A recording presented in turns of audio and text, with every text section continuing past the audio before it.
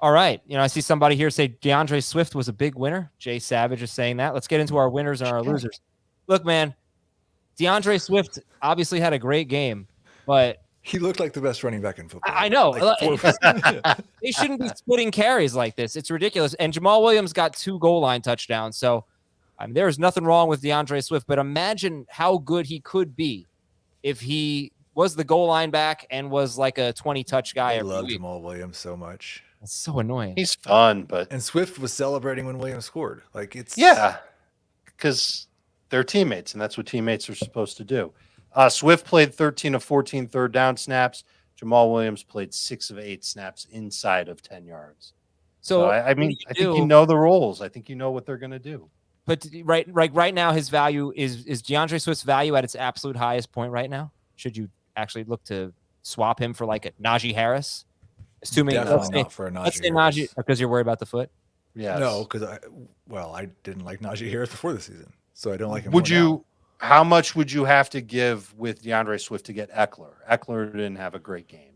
That's a good. If you're trying to buy low on Eckler, I don't want to give a lot more though.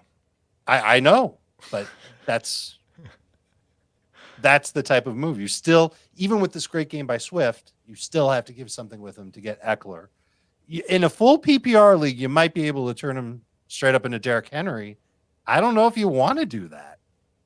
I think I do. You probably if you're worried about Swift as far as like health and being available to play, then sure. I think Henry will play more games. And I'm sure that Henry will have many more games where he looks dominant. And today isn't a microcosm. He's playing the Giants. Give him a break, man.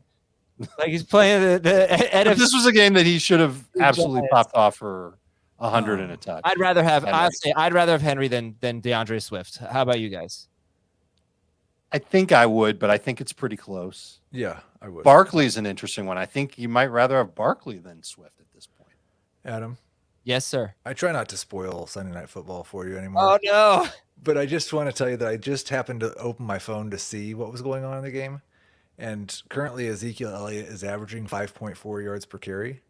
And Tony Pollard is averaging negative 4.5 yards per carry.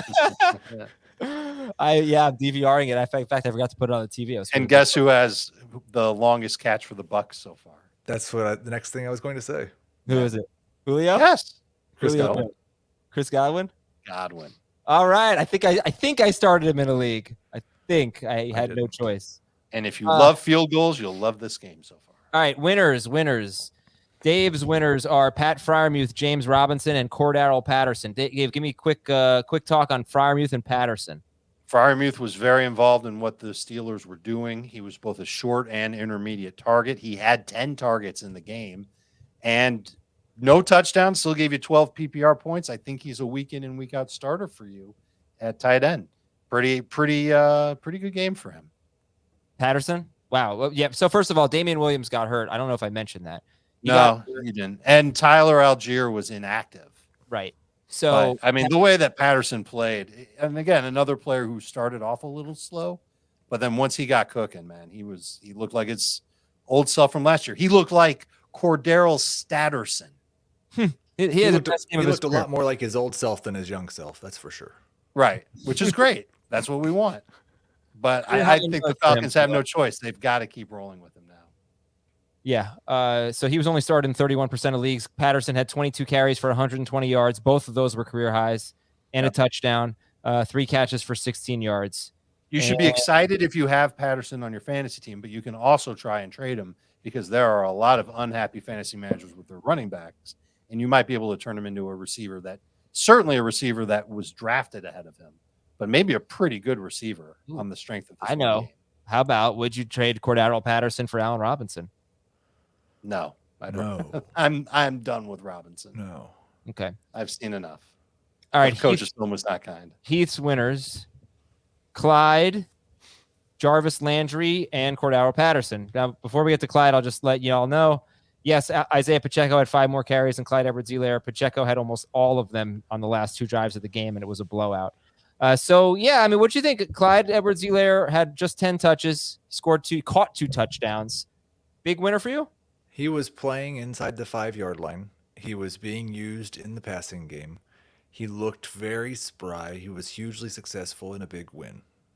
It's exactly the recipe for him getting to, like, I think he is in a precarious situation, maybe even after this game and moving forward. And I think if something goes wrong, Pacheco is showing things and McKinnon's there and things could still go bad for Clyde.